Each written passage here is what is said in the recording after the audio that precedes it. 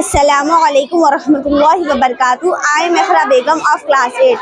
I am here to explain you about landform.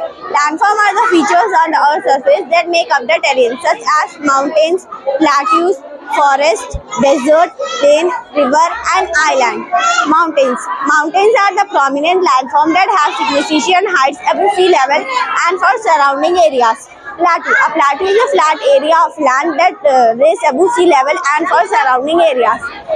Forest. A forest is a complex ecological system in which trees are dominant life form. Plain. A plain is a large flat area of land that covers more than 1/3 of the world's land area. Jazakallah. My name is Sakina Begum. I am from class 8.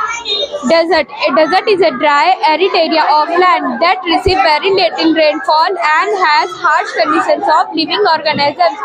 River. A river is a natural stream of fresh water that flows on land or in caves toward a lower body of water. These features make a landform. Jazakallahu khair.